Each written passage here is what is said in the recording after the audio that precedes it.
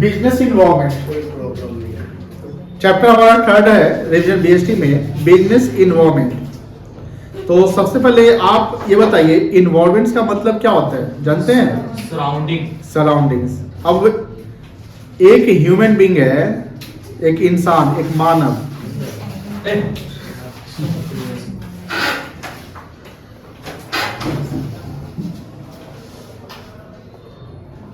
इसके सराउंडिंग में क्या होना चाहिए? एटमॉस्फेयर जो बेसिक नीड होगा वो, जैसे ट्रांसपोर्ट फैसिलिटी, एयर और ये सब नेचुरल। अरे पहले इसको जिंदा रहने के लिए क्या क्या चाहिए? हवा पानी। हाँ, हवा पानी से जिंदा हो जाएगा। एक इंसान का शरीर 5 तत्व से बना है, वो 5 तत्व क्या क्या है? वायु, आग, वायु, जल और धरती, पृथ्वी, आकाश, अग्नि। 5 तत्व से बना है ना? Yes sir. और जब इंसान मरता है तो यही 5 तत्व में विलीन हो जाता है, यस सर। जानते हैं? है ना? उसको खुले आसमान के नीचे जलाया जाता है, नदी के किनारे पानी, धरती पे हवा चाहिए ना जलने के लिए, और क्या चाहिए? 5 हो गया। हाँ, आग हो ही गया। अब समझिए ध्यान से, जैसे इन्वायरमेंट का मतलब होता है सराउंडिंग्स, और सराउंडिंग्स का मतलब हुआ कि हमारे आसपास, अब थोड़ा भी इधर किया तुम समझ ले जाते होगे, हमारे आसपास वो सारे चीज होने चाहिए जो एक इंसान को जीने के लिए जरूरत है। उसी प्रकार अगर हमको अगर बिजनेस सेटअप करना है, हमको अगर बिजनेस सेटअप करना है तो बिजनेस कहां चलेगा उसका लोकेशन बहुत जरूरी है, और लोकेशन ही सराउंडिंग्स ही क्या हुआ उसका इन्वायरमेंट। बिजनेस इन्वायरमेंट के लिए हमें एक बिजनेसमैन को बिजनेस शुरू करने से पहले पेस्टल एनालिसिस करना जरूरी होता है। PESTLE, pastel. पेस्टल एनालिसिस बहुत जरूरी है बिजनेस को सेटअप करने के लिए और बिजनेस को ग्रो करने के लिए। ये जानना जरूरी है। अगर आप इसको नहीं जानते, इसका एनालिसिस नहीं करते, तो बिजनेस नहीं चल पाएगा, फेल हो जाएगा। अब ये पेस्टल एनालिसिस में पेस्टल का फुल फॉर्म क्या है? P फॉर होता है पॉलिटिकल। अब जैसे आप डोमेस्टिक यानी इंटरनल ट्रेड करते हो या इंटरनेशनल ट्रेड करते हो, तो आपको पॉलिटिकल इन्फ्लुएंस को जानना जरूरी है। पॉलिटिकल पार्टी के डिसीजन, उनके पॉलिसी को जानना जरूरी है। इसलिए देखते हो कि जब सरकार चेंज होती है तो मार्केट में फ्लक्चुएशंस आता है, और गवर्नमेंट अपने अकॉर्डिंगली पॉलिसी बनाती है, गवर्नमेंट अपने अकॉर्डिंगली बजट बनाती है या कोई चीज इंट्रोड्यूस करती है।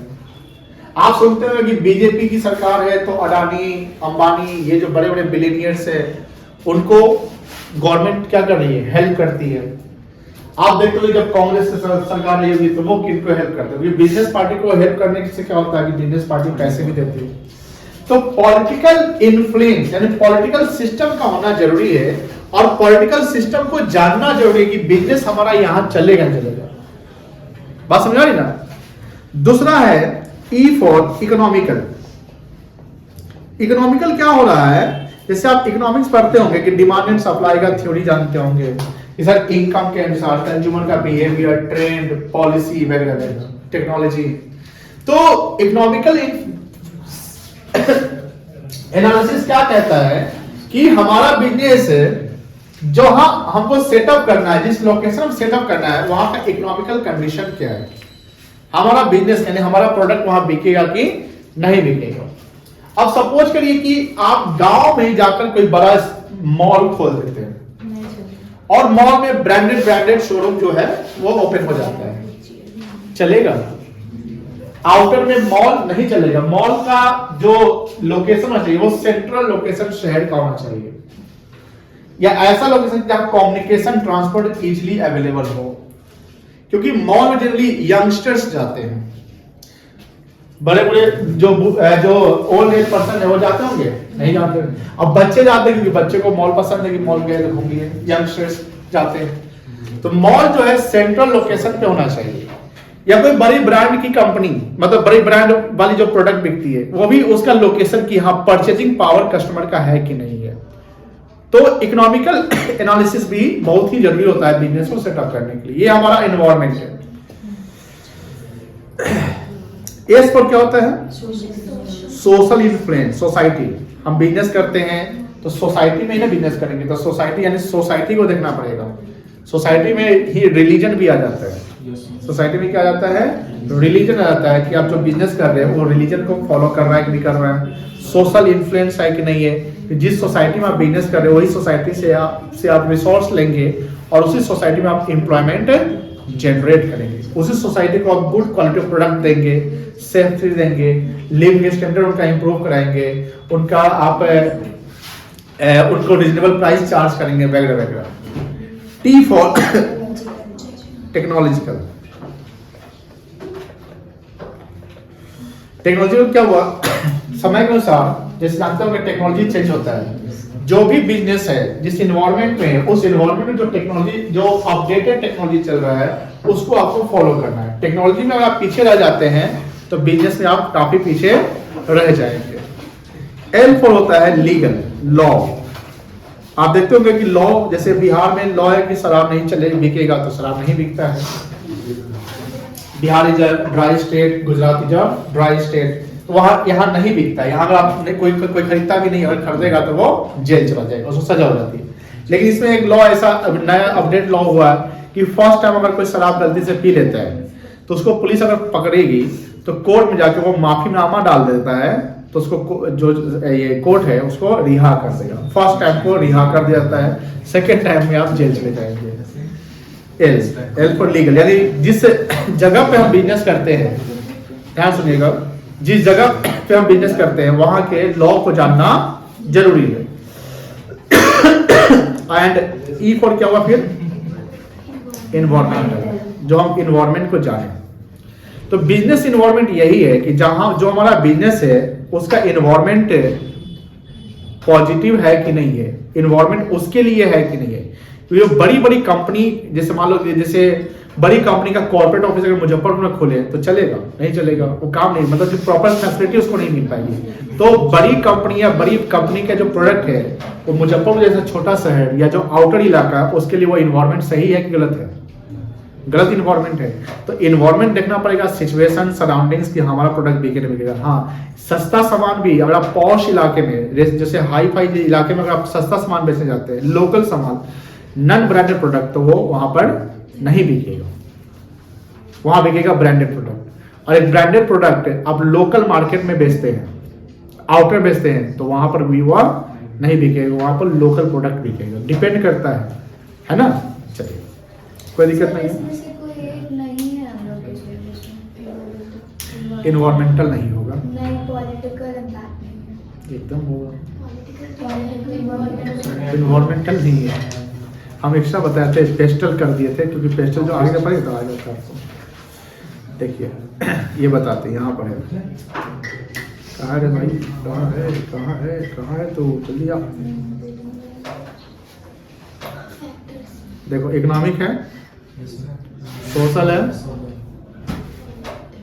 पॉलिटिकल है, टेक्नोलॉजिकल, लीगल है, टेक्नोलॉजिकल है, बस, है ना? पढ़िए तो क्या है, कहां से, यहां से आराम से पढ़िए। और जो पढ़ेंगे ना हम पूछेंगे, आप लोग बोलिएगा यस सर, तो हम पूछेंगे। कहां से कहां तक पढ़ना है? जो स्क्रीन पर जो दिख रहे हैं पूरा ऊपर से नीचे जी, पढ़िए।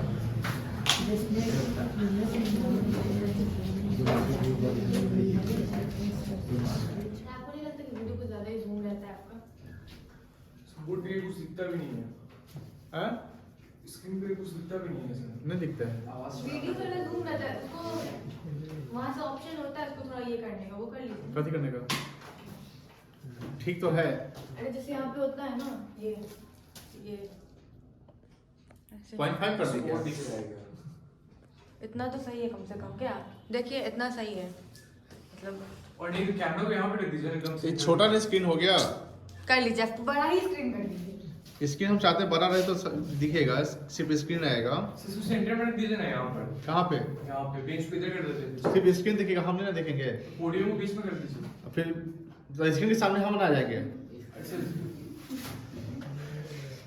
ऐसे ही सर आपको जैसा कुछ आप वैसे दे दिए। पहले हम यहाँ थे तो स्क्रीन नहीं आ रहा था, सामने हम आते दिख भी नहीं करता था। बिजनेस इन्वायरमेंट में पेशेंट एनालिसिस वो देखे थे, पेशेंट समझ रहे हैं ना? यस देखिए थोड़ा सा रीड कर लेते हैं हम लोग। Business environment refers to the force factors individuals and institutions which are outside the control of business enterprise but these may affect the its performance। मतलब कि जैसे मान लो कोई कस्टमर है, बाहर का इंस्टीट्यूशन है, कंपटीटर्स है, वो हमारे कंट्रोल में नहीं रहता है, लेकिन कहीं ना कहीं हमारे बिजनेस को डायरेक्टली और इनडायरेक्टली क्या करता है, इम्पैक्ट डालता है। In simple word business environment is the surroundings in which business exist. यानी बिजनेस इन्वायरमेंट क्या हुआ कि वह कोई भी बिजनेस जिसके सराउंडिंग में जो भी चीज अवेलेबल है, दस economic social political technological legal and other forces which operate outside business enterprise are the part of business environment. अब देखो ध्यान से, ये जो पेस्टल में आप देखे थे कि इकोनॉमिकल हो गया, सोशल हो गया, पॉलिटिकल हो गया, लीगल हो गया, टेक्नोलॉजिकल, ये अगर चेंज होता है तो सारे बिजनेस पे इम्पैक्ट पड़ेगा, मतलब जो भी उस नेचर का बिजनेस है। और ये हमारे एक्सटर्नल में आते हैं। किस में आता है? एक्सटर्नल फैक्टर होता है। कौन सा फैक्टर होता है? एक्सटर्नल फैक्टर जो बियॉन्ड द कंट्रोल होता है। बियॉन्ड द कंट्रोल मतलब जो हाथ में नहीं है, जो आप कंट्रोल डायरेक्टली नहीं कर सकते। अब अगर ये चेंज होता है तो कहीं नहीं इस जो भी बिजनेस उस नेचर का होगा सब पे इम्पैक्ट करेगा। Although these environment forces exist outside the enterprise but they influence the business enterprise। क्या इंटरप्राइज को ये इन्फ्लुएंस करेगा नहीं करेगा? अगर चेंज होगा तो सोशल पॉलिटिकल सब करेगा। क्या इम्पैक्ट करेगा? Increase in tax. अब देखो सरकार अगर बजट लाती है और सरकार बजट लाती है उसमें टैक्स अगर वो चेंज करती है, बढ़ा देती है, तो क्या इससे बिजनेस का जो गुड्स का प्राइस है वो क्या हो जाएगा? बढ़ जाएगा। तो डिमांड ऑटोमेटिकली थोड़ा सा क्या हो जाएगा? कम हो जाएगा। By the government make things expensive two by. Technological changes में मेक एग्जिस्टिंग प्रोडक्ट ऑब्सोलीट। जैसे मान लो कि जैसे आप देखते होंगे भारत सरकार क्या डिसीजन लिया कि भारत में 8 लाख जो है डीजल जो बसेस है, डीजल बस जो बस चलती है डीजल पे, उस बस को भारत सरकार उसको खत्म करने जा रही है और इसकी जगह पे इलेक्ट्रिक बसेस आएंगे। ठीक है ना? आप देखते होंगे सीएनजी बस सब चलता है। अब इससे क्या होगा कि जो भी डीजल वाली बसें हैं उससे वो कमेगा, तो कहीं ना कहीं पॉल्यूशन कंट्रोल कर सकते हैं। अब जो कंपनी बस बनाएगी या बस बनाने वाली होगी वो क्या करेगी? डीजल बस बनाएगी कि वो इलेक्ट्रिक बस बनाएगी? इलेक्ट्रिक बस बनाएगी। लेकिन जो इन्वेंट्री में डीजल बस होगा, इन्वेंट्री मतलब जो ऑलरेडी बनकर सेल के लिए है, वो तो ऑब्सोलीट हो जाएगा। तो ऑब्सोलीट मतलब क्या हुआ कि नया जब टेक्नोलॉजी आता है तो पुराने टेक्नोलॉजी का जो प्रोडक्ट होता है वो ऑब्सोलीट माना जाता है कि नहीं? जैसे पहले मोबाइल फोन में, जैसे ये फोन पुराना है, पहले ईयरफोन के लिए वो आता था, वो इसमें इंसर्ट कर लीजिए और बात कर लीजिए। अब क्या है कि ऐसा जो जैक बोलते हैं इसको, सर जैक बोलते हैं, ये आता नहीं है। तो अब ये ऑब्सोलीट हो गया है सब। अब वैसा जो ईयरबड होगा, जो ईयरफोन सॉरी होगा, जो ये जैक वाला होगा, वो तो ऑब्सोलीट हो गया। अब वो कौन खरीदेगा? कोई नहीं, क्योंकि जब आप फोन खरीदेंगे तो ऐसा आपको तो मिलेगा ही नहीं। अब तो ब्लूटूथ चार्जिंग वाला आता है डिवाइस। तो कह सकते हैं कि टेक्नोलॉजिकल चेंजेस से क्या होता है, जो प्रोडक्ट पुराने प्रोडक्ट जो इन्वेंट्री में है वो ऑब्सोलीट हो जाते हैं, उनका डिमांड खत्म हो जाता है। Change in fashion and taste. Taste fashion समझते हैं ना, जो बिहेवियर कंज्यूमर का बिहेवियर होता है। कंज्यूमर में shift the demand in market from existing to the new one. जो पुराने प्रोडक्ट है उससे मूव करके कहाँ चले जाते हैं, न्यू वन तरफ जाते हैं। इंक्रीज इन कंपटीशन, अब देखिए जैसे मार्केट में अभी कंपटीशन क्या है, बहुत बढ़ गया हुआ है। अब देखिए कि पहले सेलिंग कॉन्सेप्ट चलता था, अब क्या है, मार्केटिंग कॉन्सेप्ट चलता था। पहले बाई हुक बाई क्रुक बेचना है, अब क्या है, कस्टमर सेटिस्फेक्शन देखा जाता है। पहले प्रॉफिट मैक्सिमाइजेशन पर फोकस किया जाता था। Increase in competition in the market में reduce the profit margin in the firm. अगर कंपटीशन बढ़ेगा तो आप अपने प्रोडक्ट का प्राइस क्या करिएगा, कम से कम रखिएगा, ज़्यादा से ज़्यादा रखिएगा, कम से कम। क्योंकि अगर कंपटीटर 2 रुपया कम कर दिया तो आपको भी 2 रुपया, तो 2 रुपये जैसे ही कम करेगा तो प्रॉफिट 2 रुपये से कम जाएगा ना आपका। Since involvement factor influence, influence मतलब क्या होता है, तो ये जो है क्या हमको इन्फ्लुएंस करेगा, टेस्टल इन्फ्लुएंस करेगा ना। Influence the business enterprise, so it become essential for the businessman to do environment scanning. Environment scanning, scanning क्या होता है,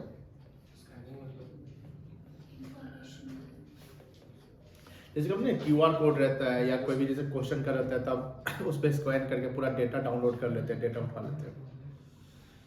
स्कैनिंग का मतलब होता है किसी चीज को जानना, पहचानना, ढूंढना, सर्च करना।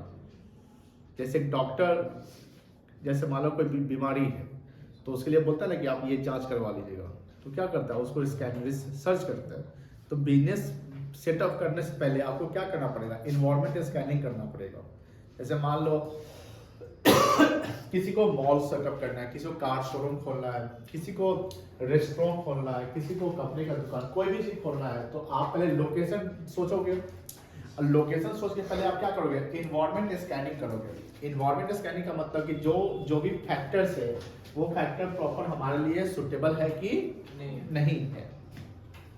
पर ये इन्वायरमेंट स्कैनिंग क्या है, it refers to complete awareness and understanding of business environment. With environment scanning, business enterprise can anticipate मतलब क्या होता है, मतलब अनुमान लगाना, एस्टिमेट करना, मतलब फ्यूचर के बारे में आप सोच सकते हैं कितना अनुमान चाहिए। Effect of environment forces and factors on the enterprise. Business environment provide constraints. Constraints क्या होता है, कंस्ट्रेंट मतलब थ्रेट्स, मतलब कि कोई भय, यानी आप रिस्क बोल सकते हैं उसको कि बिजनेस क्या है, रिस्क से भरा हुआ है कि नहीं। एंड इन्वायरमेंट में हमारे और क्या है, सिर्फ रिस्क ही है कि अपॉर्चुनिटी भी है, अपॉर्चुनिटी भी है for the businessman. The regulation such as MRTP act, MRTP act consumer protection act में आपने पढ़ा होगा, है ना, कि जो कोई भी प्रोडक्ट जो है MRP से ज्यादा पे नहीं बिकना चाहिए। And wealth restriction put constraints on the businessman, ये वेल्थ रिस्ट्रिक्शन अब नहीं है, खत्म हो गया है। MRTP एक्ट अभी भी है। ये क्या कहता है कि अगर हम कोई लॉ बनाते हैं, लॉ में हम ये प्रोवाइड करते हैं कि कोई भी प्रोडक्ट इससे ज्यादा पे नहीं बिकना चाहिए। सरकार ने सरकारी रेट बना दिया कि जो सरसों का तेल है इससे ज्यादा में नहीं बिकना चाहिए। ओवरऑल टमाटर का रेट कभी होता है ना कि रेट जब ज्यादा बढ़ने से सरकार अपना एक रेट बना देता है।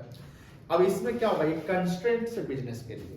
कंस्ट्रेंट्स क्या है कि मान लीजिए किसी ने महंगा में खरीदा, ये सोच कर कि भैया हम महंगा बेचेंगे, लेकिन उसी समय सरकार अपना नीति बदलते होते कि भैया अब ये रेट फिक्स हो गया, अब इससे ज्यादा आप नहीं बेच सकते, मैक्सिमम रिटेल प्राइस बना देते हैं ना, तो कहीं ना कहीं वो उसके लिए क्या हो गया, कंस्ट्रेंट्स हो गया।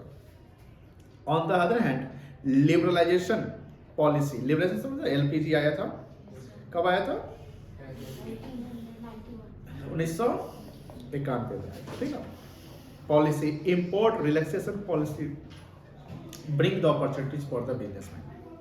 फीचर्स देखते हैं, features, characteristics and nature of business environment. External force यहाँ पर फैक्टर करेगा, स्पेसिफिक एंड जनरल फोर्स। देखो स्पेसिफिक फोर्स क्या होगा, सो जो किसी खास के लिए और जनरल होता है सभी लोगों के, जैसे कि स्पेसिफिक जो आपको डायरेक्टली आपको अफेक्ट कर देना है, स्पेसिफिकली आप ही पे इम्पैक्ट करना है। और जनरल फोर्स क्या हुआ, सबके लिए। जैसे पेस्टल जो है, पॉलिटिकल, इकोनॉमिकल, सोशल जो है, क्या कौन सा फोर्स हो गया, जनरल, सबके लिए जनरल फोर्स हो गया। तो दिक्कत नहीं है। इंटर रिलेशन का मतलब क्या हुआ, हाँ बोलिए, एक दूसरे से रिलेटेड होता है। जैसे हम लोग क्या करते हैं, जैसे ऑनलाइन शॉपिंग करते हैं, करते ना हम लोग मेड इन इंडिया प्रोडक्ट को ना खरीद के हम लोग इम्पोर्टेड प्रोडक्ट खरीदते हैं, हम लोग वेस्टर्न कल्चर को फॉलो करते हैं, इंडियन कल्चर को आप फॉलो नहीं करते।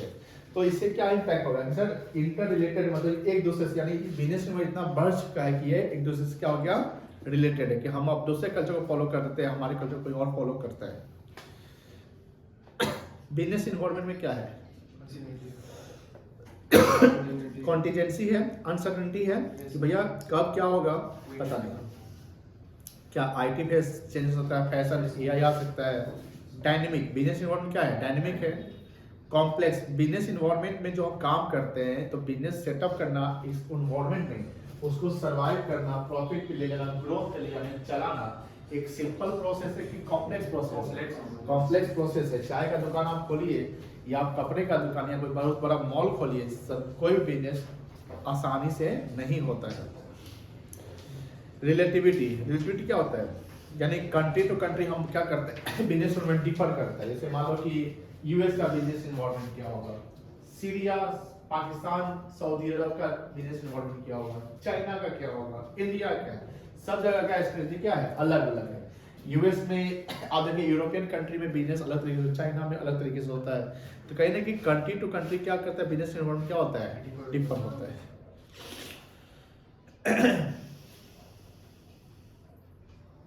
इंपॉर्टेंस, अब देखिए बिजनेस इन्वायरमेंट को जानना और बिजनेस में मतलब कि जो इन्वायरमेंट में है उसमें बिजनेस क्या होना, उसके लिए क्या है इंपॉर्टेंस, क्या क्या है। जैसे सिंपल सी बात है कि हम जो बिजनेस करते हैं, है ना, तो बिजनेस करने के लिए आपको, हमने जस्ट बताया कि बिजनेस करने के लिए आप क्या ढूंढते हैं, इन्वायरमेंट ढूंढते हैं, यानी ऐसा लोकेशन ढूंढते हैं जहाँ बिजनेस चलेगा, और उस इन्वायरमेंट का आप स्कैनिंग करते हैं। क्या करते हैं बेटा, तो स्कैन करके हम क्या समझ ढूंढते हैं, स्वॉट एनालिसिस करते हैं। स्वॉट जानते हैं क्या है, स्ट्रेंथ, वीकनेस, अपॉर्चुनिटी। अब आप बिजनेस करने जाओगे तो आप अपना स्ट्रॉन्ग जोन पकड़ोगे ना। जैसे अंबानी का क्या स्ट्रेंथ है, टाटा का क्या है, अडानी का क्या है, गोदरेज का क्या है, कोई बैंकिंग सेक्टर क्या है। और हर कंपनी अपना वीकनेस भी ढूंढती है, जिसको बोलते हैं रिस्क, कंस्ट्रेंट्स, अपॉर्चुनिटी। बिजनेस में क्या है, अपॉर्चुनिटी भी है और थ्रेट्स, मतलब डर, कुछ भी हो सकता है। तो आप जब इसका एनालिसिस करते हैं तो कहीं ना कहीं आपको जो नहीं अपॉर्चुनिटी दिख रहा है, तो उस अपॉर्चुनिटी को जल्दी से क्या करना पड़ेगा, ग्रैब करना होगा, कैच करना पड़ेगा, ग्रैब करना पड़ेगा, नहीं तो कोई दूसरा आएगा और वो लेकर सकता है।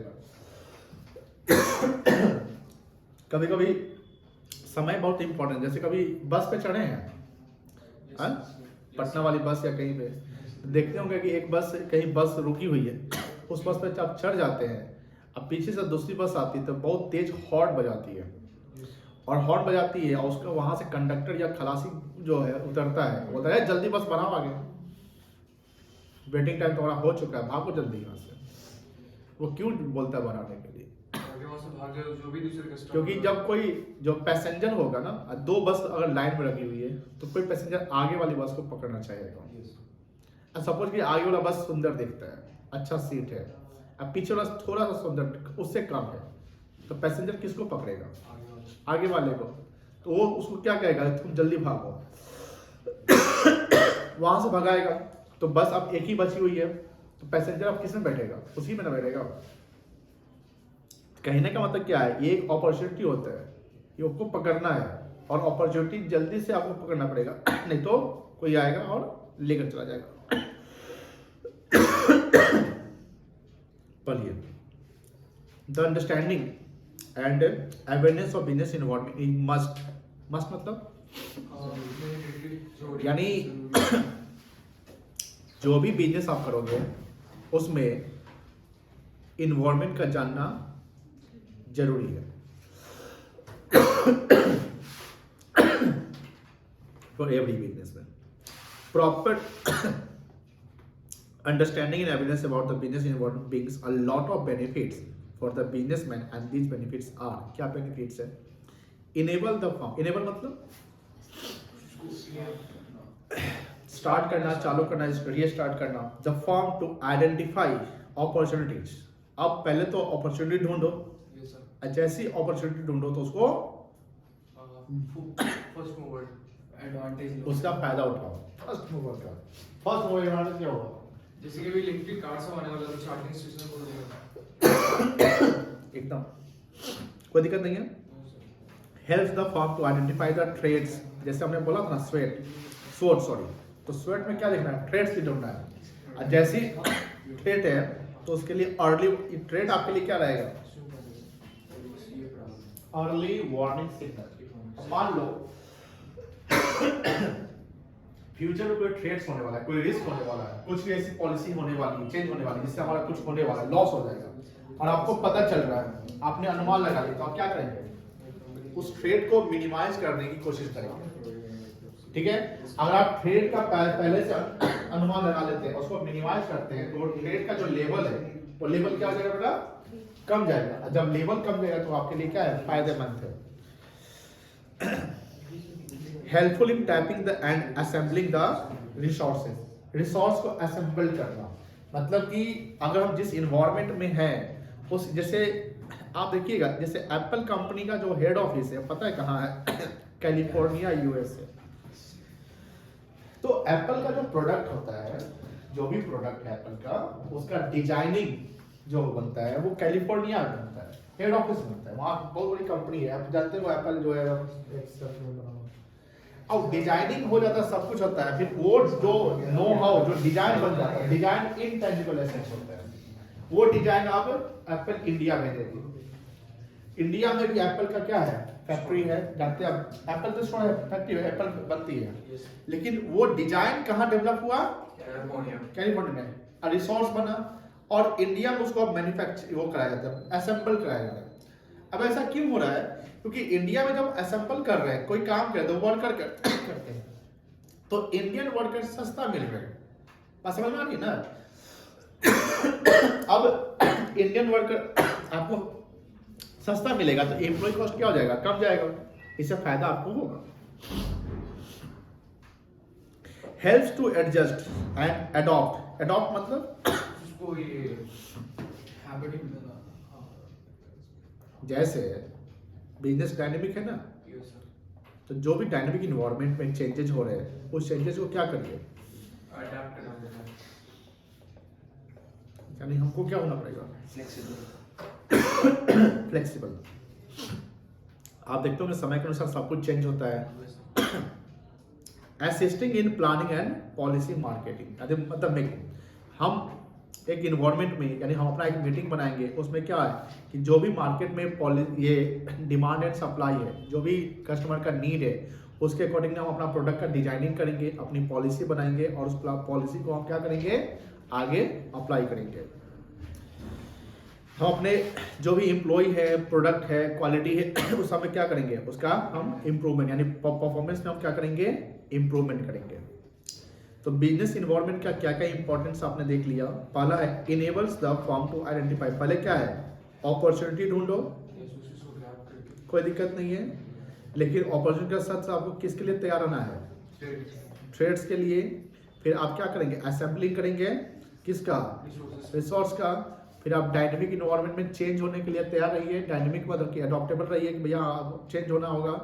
फिर क्या करेंगे, पॉलिसी प्लानिंग करेंगे, और फिर आप परफॉर्मेंस क्या करेंगे, इम्प्रूव करेंगे, कोई दिक्कत नहीं है। समझ गए। चलिए, डायमेंशन, डायमेंशन मतलब वही हुआ फैक्टर्स, डायमेंशन मतलब क्या हुआ, फैक्टर्स। देखिए, dimension of business environment means all the factors, forces and institutions. Institution में क्या क्या आ जाएगा, सेबी, आरबीआई, और कौन आएगा, WTO आ जाएगा।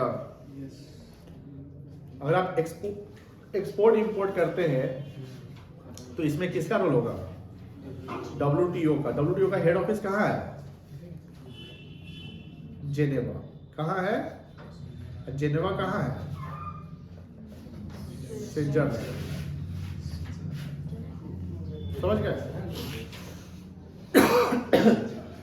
अब देखो, जो हमारा इन्वायरमेंटल फैक्टर्स है, इसमें ये हमारे बिजनेस को क्या करता है, डायरेक्टली और इनडायरेक्टली क्या करता है, प्रभावित करता है, इन्फ्लुएंस करता है। यही हमारा डायमेंशन है। हमारा डायमेंशन, जैसे अगर आप लोकल लेवल बिजनेस करते हैं तो उसमें आरबीआई से भी आपको परेशान करेगी। No sir. सेबी कब आपको इंटरफेयर करे, जब आप कंपनी है और कंपनी अपनी पॉलिसी प्रॉपर नहीं चला रही है, तब सेबी आ जाएगी। आरबीआई बैंकिंग सेक्टर में आता है, जहाँ फॉरेन करेंसी का लेन देन करते हैं वहाँ आरबीआई आएगा। छोटा सा दुकान चलाएगा तो उसमें कहाँ आपको ये सब चीज़ में आपको कोई प्रभाव डालेगा, नहीं डालेगा। लेकिन जब बड़े लेवल पे करते हैं, जैसे कोई बड़ी बिजनेस टाइकून, जब या कोई इंडियन कंपनी बाहर बिजनेस कर रही है या बाहर की कंपनी यहाँ बिजनेस कर रही है, तब ये सब जो इंस्टीट्यूशन है या जो भी चीजें, आपका डायमेंशन बढ़ जाता है। जितना बड़ा बिजनेस है, बिजनेस इन्वायरमेंट का डायमेंशन क्या होगा, उतना ही बड़ा होगा। अगर रिलायंस कंपनी अपना बिजनेस इन्वायरमेंट देखेगी तो एक छोटा सा मुजफ्फरपुर मार्केट, मुंबई मार्केट को देखेगी, पूरे वर्ल्ड वाइड या जहाँ जहाँ बिजनेस है उसको देखेगी। अगर इंडिया में पूरे भारत को देखेगी ना, तो यही बात हुआ कि रिलायंस के लिए पूरा भारत बिजनेस इन्वायरमेंट है। अब अगर वो साउथ में बिजनेस कर रही है तो साउथ के कल्चर के अकॉर्डिंग चलना पड़ेगा, नॉर्थ में कर रहे तो नॉर्थ के अकॉर्डिंग, ईस्ट में कर रहे तो ईस्ट। यानी आप जानते हैं कि भारत में हर जगह जो रीजन बाई क्या है, कल्चर और रिलीजन क्या है, और चेंज है कि नहीं है। पहला क्या है, इकोनॉमिक इन्वायरमेंट। इकोनॉमिक इन्वायरमेंट में क्या है, जीडीपी, सप्लाई डिमांड, ऐसा देखना पड़ेगा, टेस्ट फैशन। बनिए इकोनॉमिक इन्वायरमेंट क्या क्या है। Economic environment refers to the all the force and factor which directly influence the economy of our country, जैसे GDP, national income. Economic environment consist GDP, income level at national level, per capita level. Per capita समझते हैं, income, per capita income क्या होता है, sir जो आप GDP of a country divided by total population, ठीक है। Profit earning rate, productivity, employment rate, industrial, monetary and physical policy. Monetary policy कौन लाता है, और physical policy government of India, Bharat सरकार लाती है, मिनिस्ट्री ऑफ फाइनेंस, ठीक है ना, of the government. Physical policy होता है जहाँ गवर्नमेंट अपना बजट लाती है, जहाँ रेवेन्यू और एक्सपेंडिचर का ये एडजस्टमेंट करती है कि किस सेक्टर में खर्च करने हैं, किस सेक्टर में खर्च कम करने हैं, ज़्यादा करने हैं, ये फिजिकल पॉलिसी आता है। इकोनॉमी को कंट्रोल करने के लिए, इन्फ्लेशन और डिफ्लेशन को कंट्रोल करने के लिए दो प्रकार की पॉलिसी बनती है। मनी के रूप में उसको मॉनेटरी पॉलिसी कहते हैं, जिसे आरबीआई लाती है, और गवर्नमेंट जो लाती है उसको बोलते हैं physical policy. Government of India expenditure, income को, टैक्स रेट को करती है, ये सब पे जो चेंजिंग करती है फिजिकल पॉलिसी कहलाता है। इकोनॉमिक इन्वायरमेंट का एस्पेक्ट्स, जीडीपी बढ़ सकता है अगर आपका बिजनेस में प्रॉपर चल रहा है तो। हाई इन्फ्लेशन रेट कब होगा, जब मनी सप्लाई ज्यादा होगा। कहीं ना कहीं ये कंपनी के लिए या देश की इकोनॉमी के लिए खतरा है कि फायदा है। ज्यादा इन्फ्लेशन या ज्यादा डिफ्लेशन, दोनों प्रॉब्लम है आपका। देखिए इन्फ्लेशन डिफ्लेशन कब राइज होता है, इन्फ्लेशन डिफ्लेशन राइज होता है between the gap of aggregate demand and aggregate supply. Aggregate supply और एग्रीगेट डिमांड के बीच का जो गैप होता है उसी को इन्फ्लेशनरी गैप या डिफ्लेशनरी गैप कहते हैं। इन्फ्लेशन का मतलब होता है महंगाई। इन्फ्लेशन कब होता है, जब डिमांड, एग्रीगेट डिमांड ज्यादा होता है और एग्रीगेट सप्लाई कम होता है। डिमांड जब ज्यादा होता है तो उस समय क्या होता है कि प्रोडक्ट का प्राइस महंगा हो जाता है, तो उसको इन्फ्लेशन कहते हैं। और डिफ्लेशन, डिमांड क्यों ज्यादा होता है, क्योंकि लोगों के पास पैसे हैं तभी वो डिमांड करते हैं, इसलिए उसको कंट्रोल करने के लिए मनी सप्लाई को कम करना पड़ेगा। सरकार टैक्स रेट को कम बढ़ा देगी। जब सरकार टैक्स रेट बढ़ा देगी तो क्या होगा, प्रोडक्ट्स अपने आप महंगा हो जाएगा, लोगों के पास कम पैसे बचेंगे खरीदने के लिए, तो डिमांड क्या हो जाएगा, अपने लेवल पे आ जाएगा। अब मान लो कि एग्रीगेट सप्लाई यहाँ पे और एग्रीगेट डिमांड यहाँ पे है, तो ये कौन सा, इसके बीच जो गैप है ये कौन सा गैप कहलाएगा, इन्फ्लेशनरी गैप। क्या कहलाएगा, इसको इन्फ्लेशन कहेंगे। तो डिमांड को कम करना है कि नहीं, कम डिमांड को क्या करना पड़ेगा, इसको यहाँ तक लाना पड़ेगा। कम करने का मतलब नहीं कि आपको नीचे करना पड़ेगा, ठीक है। और सपोज करिए कि सप्लाई ज्यादा डिमांड कम है, तो यहाँ पर ये डिफ्लेशन हो गया, यानी डिमांड कम, यानी मनी सप्लाई कम होगा मार्केट में, तभी तो लोग डिमांड नहीं कर रहे हैं। अब किसको कम करना पड़ेगा, या तो सप्लाई को कम करिए या डिमांड को बढ़ा दीजिए। तो दो चीज कर सकते हैं, है कि नहीं है। तो सिंपल सी बात है कि प्रॉब्लम क्या, इकोनॉमी में प्रॉब्लम क्या होता है, जब इन्फ्लेशन हो तो भी प्रॉब्लम है, डिफ्लेशन हो तो भी प्रॉब्लम है। इस इन्फ्लेशन और डिफ्लेशन को कंट्रोल करने के लिए आरबीआई मॉनेटरी पॉलिसी आती है। जहां वो repo rate, reverse repo rate, bank rate, interest rate को चेंज करती है, बढ़ाती है घटाती है, सरकार टैक्स रेट को चेंज करती है, एक्सपेंडिचर इनकम पे इम्पैक्ट डालती है, ठीक है ना। ये इकोनॉमिक पॉलिसी। जीएसटी बिल आता है। जीएसटी एक्ट कब आया था? जीएसटी एक्ट कब आया था? 2017 में आया था, ठीक है। डीमोनेटाइजेशन जब जानते होंगे, नोटबंदी, ये सब इकोनॉमिक इम्पैक्ट डाला था नहीं डाला था। बैंकिंग सेक्टर का रिफॉर्म्स हुआ था 1969 में। अब इकोनॉमिक पॉलिसी में ये सब, तो ये जो चीजें हैं, इससे हमारा इकोनॉमिक इम्पैक्ट प्रभावित होता है और इससे हमारा बिजनेस एनवायरनमेंट भी चेंज होता है। तो this is the economic factors of dimension of business environment. पहला हो गया इकोनॉमिक, ठीक है ना, कोई दिक्कत नहीं है। एक बार क्या करिए, ये सब पूरा आप पढ़िए तो 7-8 यहाँ 6 से पूरा उसका अकाउंट्स कर लेते हैं।